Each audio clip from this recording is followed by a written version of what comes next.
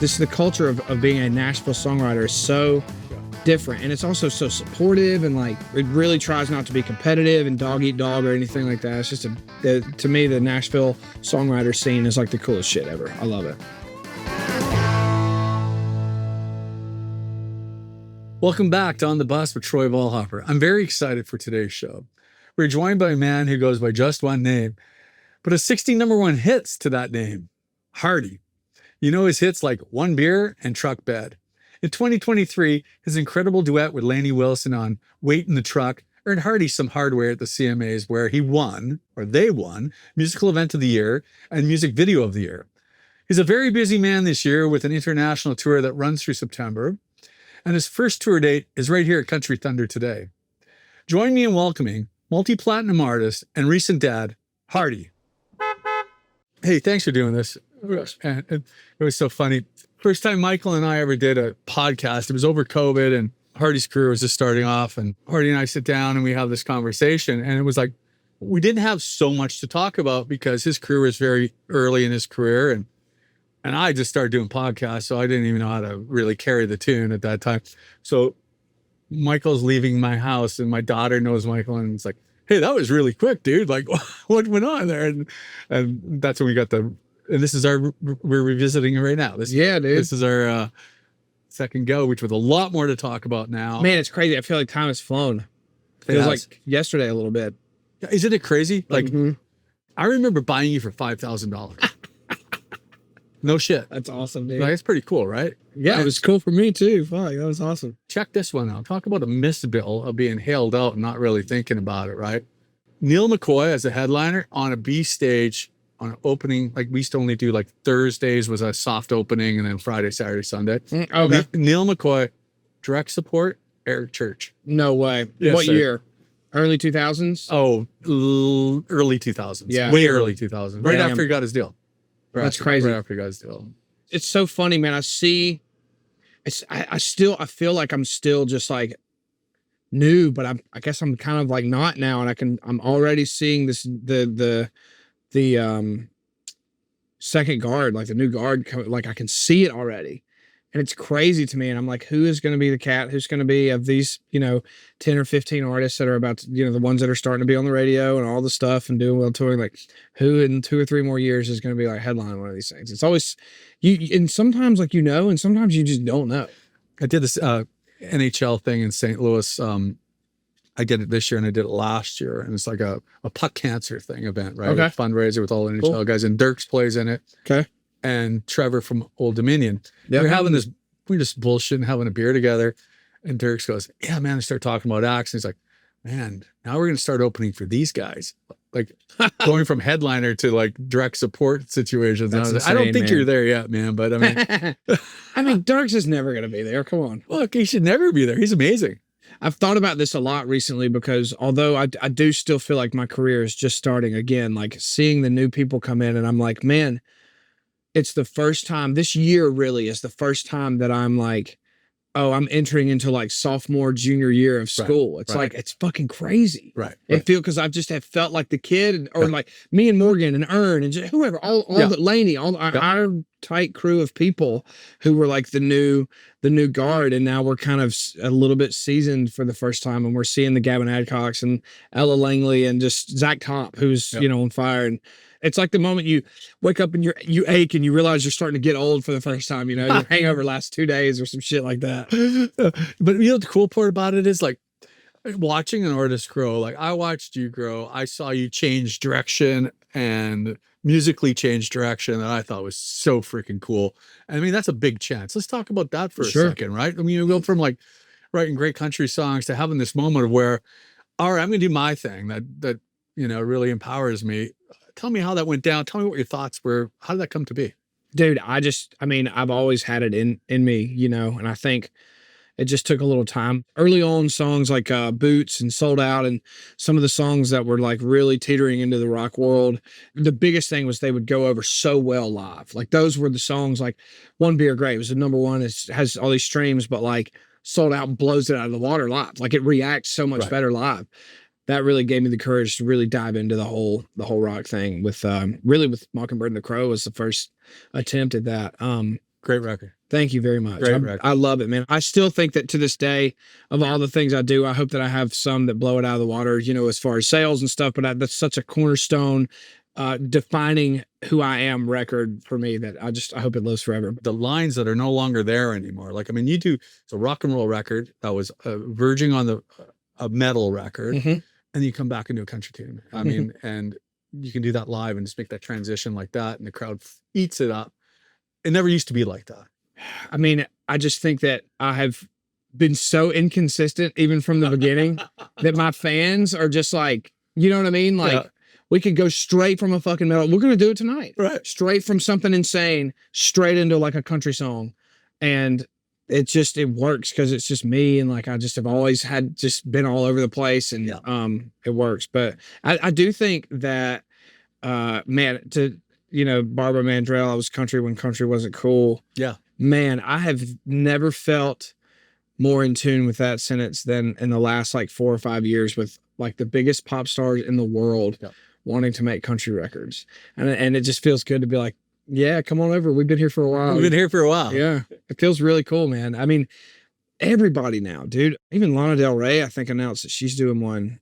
Chappell Roan, obviously Post Malone, Beyonce. I mean, so many people are wanting to do a country record. Hey, the beautiful thing about it is it only helps country music in a whole, right? Sure. I mean, from what I understand, it's the fastest growing format of any genre of music, which is obviously because it's now the lines are gone. And I'm just curious to see what country music radio looks like, in another 3 years, or does it even exist in 3 years? Oh, I got to be careful commenting on that. But you don't have to comment. I'm commenting. I mean, because the streaming is so strong, right? It's crazy. That's where it's at. I'll give you a great example. Myself, and 2 of my other writers co-wrote "I'm a Little Crazy," which was a song that Morgan just put out. Yeah. To think that like it's tough that that we won't really make a lot of money, and if that song were just on the radio, right, it would make these guys a life-changing amount of money, and like a lot of money. Yeah, and it's just, I think that a lot of things. I mean, God, we'll get in the weeds on this, but I personally think that labels should start shelving out points for album cuts for artists like Morgan, who's actually selling like Garth was back, like actual, where people could get a last song on the album, 2-minute song, and it make $250,000 because it was on a record that sold. Life-changing money for a young songwriter. Absolutely. Right? Yeah. I mean, surely to God, these people have great lawyers and they go restructure their deal every few years, when they have a big record and stuff like that. But to compare like Alanis Morissette, exactly, to a Chappell Roan or somebody of somewhat of a similar thing these days, who are kind of putting up the same numbers when it comes to outreach and things like that. And probably the difference in money that like somebody in the 90s or whenever made, to post internet. It's crazy. Absolutely. I don't even want to know. It'll make me sick, dude. Yeah, it probably would. And I mean, that's why, touring it would take them a year to make a record. Yeah. And the label paid for it because there was so much excess of money in the business. Dude, they were flying people private on radio tours and stuff, even in country. I have buddies that had, old songwriter guys and stuff that are like, yeah, we had a deal in the 90s, and Sony would just fly me around on PJ all day and just fly from here, there, and everywhere, just on radio tour. The money was just insane. Oh, I know. But I feel like labels are making a lot of money again now because of streams. Oh, they're doing great business. Yeah. So maybe there's a reshuffle there in negotiation. And there has to be, because I mean, the artist has to have the lion's share. I mean, I get it that the label needs to be solid and be able to make a profit, Yeah. But so does the artist. So does that kid who's in the songwriting tent right now. Yeah. Who's going to write your next single with you, or whoever he's going to work with. They need to be rewarded properly. I agree. You should be able to make a living being a songwriter with 2 hits. I agree. And I don't think you can right now. There's way too much money being made for songwriters to not do something. I think it's ridiculous. I think that's the biggest chip on my shoulder of the past couple of years, is just seeing how much money a song can make, but just because it's not a single on the radio, that's the only reason it doesn't make.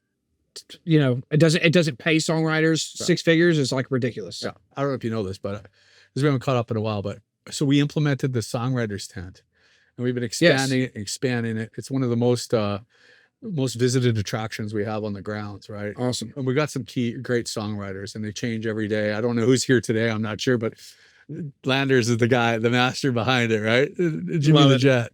It's Jimmy the Jet's project. Jimmy the Jet. That's awesome, dude. I have known him since before I literally had a pot to piss in, dude. I have known Jim for a really long time, and he's a So who we're talking about is we both share the same stockbroker, money manager guy. And he's a great guy, but he's also an ex-musician.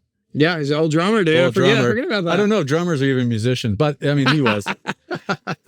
Jim is one of those guys that like his thing is money, and that's what that is his job, but he loves music. Typically, you know, of course in Nashville you might find this a little more often, but like those are two things that you wouldn't think would be a common thing, you know. But man, I have spent more nights out in Midtown way back in the day. Now this is, you know, 10 or 12 years Pre-marriage. ago. He bought me beers when I had negative money in my bank account. I mean, truly. So yeah, I love Jim, man. But he's that guy, man. I watch him, you know, work with these songwriters. I mean, we got some heavy hitters and they're great. But I guess what I'm trying to make a point of, Michael, is that the writer thing is starting to really catch on with the public, That's very cool. Which I don't think was the case previous in the last 10 years. People No, weren't you really had to be getting like a it, right? super fan to really like dig into that kind of 100%. shit. Yeah. Yeah. Everyone thought Tim McGraw wrote the song. Well, Tim McGraw never wrote a song. Yes. Picked great songs. Yes. But never wrote a song. 100%. I think that's really cool. I didn't know that. I didn't know that that was really being like popularized, but yeah, I mean, there's such a culture and there's such a cool thing to these guys that just look like dudes, and you'd see them at the grocery store and you would have no fucking idea that they wrote, like Craig Wiseman. Oh yeah. You know, just a dude in a Hawaiian shirt at the grocery store that wrote Live Like You Were Dying plus 40 others, but like that you would never know. And there's such a cool thing, especially with Nashville. I feel like in LA, you know, like even the songwriters are like an artist themselves, and there's a big personality and they have a following and people know who. In Nashville, man, it could just be Joe Blow, dude. And he's just like 100%. literally walking down the street and nobody, unless you're connected in the industry, this normal looking dude or girl right here wrote your favorite song. It's cool. The last season I played professional hockey was in Nashville with the Knights, pre-Predators. And they used to bring in celebrities to drop the puck, you know, or whatever. I mean, there was this guy named Harlan Howard, who Yeah. I didn't know who the fuck Harlan Yeah, Howard that's a was, great right? example. Yeah. So, you know where Skulls is on Printer's Alley? Yeah. So there was a real gentleman named Skull Sherman who was a big hockey fan. So we had a bar. We had that bar, and we used to go there after practice and after the games. So I went and had beers with Harlan Howard, not knowing who the hell he was, right? Not knowing that he was the most famous songwriter in Nashville. Yeah, I'm a dude. rock kid, right? So I mean, Yeah. Paul Stanley wrote the song, you know, or Gene Simmons, or Right. you know, Rick Nielsen from Cheap Trick, you know, whatever, right? I didn't understand the whole songwriter thing in country music, which was way before you and I were even thought of as kids, right? I mean, it was a pretty neat thing. But he was a trip, man. He was so cool. And I was totally blown away. I don't know how many people have publishing deals these days, but I would say 400 or 500 people, you know, throughout maybe 1,000 throughout a 10-year span, that are just normal people that don't want to be famous, that don't want to be like a star or have that artist like bone in their body, move to Nashville just because they're like, I have a voice and I have something to say. I have a pencil or a pen in my hand that I have words that I think, you know, somebody could sing. And it's just such an eclectic, or just such a cute dream to chase, but it's such a cool thing. And there's such a really cool common thread with most songwriters and how just different it is. The culture of being a Nashville songwriter is so different. And it's also so supportive, and like, you know, it really tries not to be competitive and dog eat dog or anything like that. It's just to me, the Nashville songwriter scene is like the coolest shit ever. I love it. So how did the little congregation that created of friends, writers, business partners,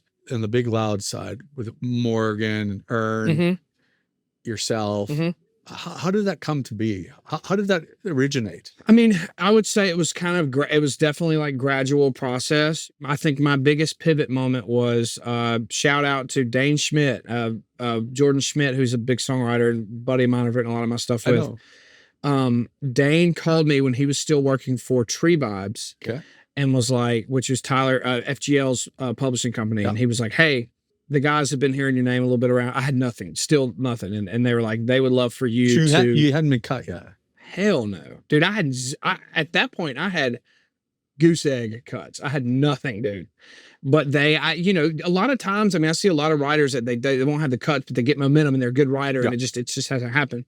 And that's what was happening to me. So they had me out on the road, and I wrote with them, and I think it just kind of, you know, our hang and just our songs and stuff was enough for them to want to have me back. And that was a big moment for me, because then Back then they were all Big Loud, well, Big Machine label, but the Big Loud management just covered up. So then I met Seth England. Seth was out there, and we started hanging. And then through Seth and just through kind of being now intertwined in the Big Loud camp, this kid named Morgan Walling comes around. Right. And so Seth is like, hey, would you write with Morgan? I'm like, yeah, absolutely. And Morgan comes to my house, and then out on the road, they have Ernest, who was a rapper back in the day. And he went by Snow, but he would write country songs. And so he would come out and anyway, but it was that early stages of like me writing with and for FGL that really that was the center of the spider web, and everything just sort of started to come together after that. That's it's amazing, cool. Man. So was that your first time on a tour bus with those guys? Yeah. Yeah. My first time ever on a moving tour bus was, God, dude, it was Nashville to freaking Hartford. Oh, geez. So we left at like 6 p.m. and rolled up. We had 2 drivers and we rolled up at like, 10 a.m. the next morning or something crazy like that. Yeah. That's wild, man. So, and then you went on to open for them, didn't you? I did. Yeah. When FGL was hitting their, when they're hitting their peak, right? Yeah, man. I was on what I think is the most legendary FGL tour they had. It was them. Dan and Shay was direct support. Yeah. Morgan was second of 4, and I was first of 4. Really? Yeah, that was an awesome tour. And yeah, that just, through I had been writing songs for them for a couple of years. Well, Up Down was yours, right? Up Down was mine. That was my first number 1. Yep. Really still one of my first cuts. Great fucking song. Thank you. I love it. Thank you so much. But they, at that point I had been talked into doing the artist thing and was a little apprehensive, but that was like one. Who talked you into that? T-Hub was one of them, actually. Tyler Hubbard was one. Tyler and Seth England, and one of the biggest ones was that Joey Moi, Canadian. I know Joey. It was my favorite producer, not only in the rock world but in Nashville. Like, I just loved everything that he did, everything he touched. I love the rock thing, and he called me out of the blue one day before I knew him like at all. I was like, "Hey, this is Joey." And now I understand, like, I'm sure that somebody was like, hey, give Hardy a call. I bet he'd really appreciate it. But it worked. I mean, and he was like, dude, I just want you to know, if you ever wanted to put out a record, like, I would love to produce you. And I was like, dude, this is, I need to do this. Like, I'm an idiot if I don't take this opportunity and just try and see what happens. Yeah. And the rest is history. Put music out and that was it. So let me ask you a question. So Joey Moi, Nickelback, comes to Nashville, changes music. Yeah. I think he did it twice. I think he did do it twice. Yeah. Actually. And my question to you is, I heard he's very demanding as a producer. Yeah, he is. And hammers you down to try to get the best out of you. Yeah. So what's that experience like? It's funny because he's Canadian, so he's really nice about it. He does it with I'm sorry, but you fucking suck. Yeah. Everything is like this, just polite. It's just never anger. Joey has a very, very good, like, not mediation, but just a very good way of being stern but fair, or like kind of telling you that you're sucking without but with no emotion behind it that makes him seem like he's disappointed or angry. Thankfully, he and I have gotten in a really good rhythm when I do vocals with him, because, I've heard the Joey gauntlet, Sure. Yeah. But in the studio, if we have somebody that's playing an instrument and we're trying to get them to nail a part or a tone or something, and it's, 3:55, 4:30 in the afternoon, and everybody's tired and kind of ready to go home, and they keep hitting the part wrong. I have seen him hit the talkback button 100 times and go, nope. And then just run it back. No, do it again. No, that's not it. It's just who he is, man. And it's very non-emotional though, and very just professional, and it's great. Yeah, I wouldn't have it any other way. But yeah, he can be tough, man. I've even heard, he's the only person I've ever been in a session with, so I have nothing really to compare it to. Sure. But I hear people a lot just be like, yeah, Joey's a tough one to work for. I heard the same thing. Yeah. That's why I asked you the question, because I've never been there with him, and but he is definitely made a name for himself in the music business at the top level of all top level. To me, like a big flip was really even, prior to the FGL record. The first one was that Jake Owen, Barefoot Blue Jean Night. The first thing you ever did without a drummer. Yes, I believe so. It was all in the box. But that was such a shift in sound. And then he did the FGL record, and when that happened, it was just like, you could forget about everything else, dude. And so everything sounded like that for years. And now with Morgan, he's just done it again and created sonically something that now country is a little more widespread these days. Yeah. And, I feel like we're not all chasing Morgan, but he definitely has kind of controlled the market, I feel like, for damn near, I would say 15 years now, which is pretty crazy. That's fantastic. So let's move off of music for a second. Okay. We'll go wrap this thing up, but thank you for your time. Dude, this is awesome. It's been too long. I know we've had to try to do it, a couple times, but I'm happy to finally get back. Oh, it's awesome to see you, my friend. So you have an interest in archaeology. Yes. Yeah, of course, dude. So I'm going to just share this with our listeners and viewers. So I'm out on the road and I get a call from my, I think the lady who takes care of my house. And she's like, hey man, there's some guy here who's out in a basketball jersey and it's raining out and he's got a camouflage truck. Do you know him? And he's digging up the yard. I'm like, oh yeah, that's Michael Hardy. We're all good. We're all good. It's all good, man. So I'm so intrigued by your interest in, that aspect of life. And tell me more about that. How did you get into archaeology and your interest in it? I always thought it was cool when I was a little kid, but when I was a freshman I was like a sophomore in college, and I was at MTSU and it was my first year there, and I had made good friends with a guy named Clay, and Clay was like, I don't know how the conversation got brought up, but he's from East Tennessee, and he was like, all of my cousins will go look for arrowheads. And I was like, oh, I didn't really know that you look for them. I thought you just kind of find them as you find them. And he was like, no, it's like a thing. Like people look for them. And spring break was coming up, and and he was like, you know what, dude, we should go to your hometown and just like poke around and see if we can't find some for spring break. And I was like, fuck it. All right, let's do it. Philadelphia? Yeah. So we go back to Philadelphia, Mississippi. And literally the first afternoon, he's like, okay, I'm like, dude, there's a creek that kind of runs through our deer hunting property back on the backside of our land. We should go there. And he was like, all right. And dude, within 10 minutes, we find one. Really? And the next morning we go back and we found another and then another and another. And then I was just like hooked. And my biggest thing was like, man, I've hunted here my whole life. And it's so freaking cool to know that somebody probably my age was doing the same thing that I do now, but literally some of those arrowheads are like thousands of years old. Right. And it like some of them can be 7, 8, 9,000 years old. And I was just like, dude, it's just that whole process of like, I was the first guy to find this and no telling what happened to it and how I got there. And the fact that it was some kid probably half my age running around chasing a fucking deer just like I'm doing, and have times never change, it's cool. But that's why I really appreciate it is just the untold story that we will just never know about everyone else. I love it. I love it. I love it. But yeah, I appreciate you letting me poke around. You were doing something in your backyard. You had a lot of loose dirt. I driven by because Ashley lives next to you. Yeah, that's what it was. It was the trees. And I'm always looking, dude. And I was like, oh, Troy's got a lot of loose dirt down there. So I was like, hey, I'm gonna go poke around in your backyard. I didn't find anything. I love it. You're welcome there anytime. You know appreciate that, right? Yeah, thank you, man. So to wrap it up, I just want to thank you for coming out and doing our shows, and we're having fun tonight. Dude, thank you. I'm stoked. It's so good to I'm a see you, little man. nervous, man. It's like, Michael and his dear wife were at our wedding. Yeah, man. About 6 years ago, and we had one of the greatest bands ever. I think. I love. It was amazing. I love Cheap Trick at your freaking wedding. I love Cheap Trick. But thank you for coming out today and doing our show. And we got a couple more together. And man, it's always a pleasure to see you. Let's have fun tonight. It's great to see you, my friend. Thank you, brother. I love you. I appreciate you. Love you, man. Hey, we just finished off with a great interview with Hardy, a great songwriter who will probably be in the Songwriters Hall of Fame within a short time, and a great artist live. His live show is off the charts and has taken so many chances in a career where a lot of artists don't take those chances. He's done the country thing, he's done the rock thing, back to the country thing, and then has written a ton of songs for other artists, which are all hits on the radio. He's a special guy, he's a special talent.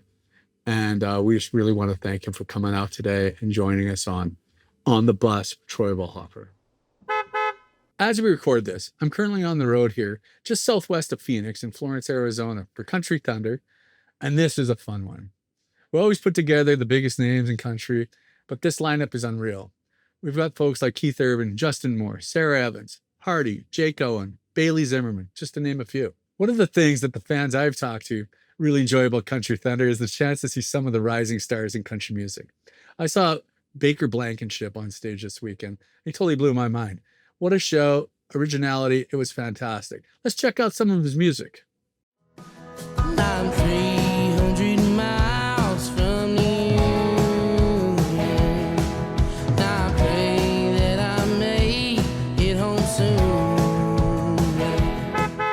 Big thanks again to Hardy for joining me on the bus.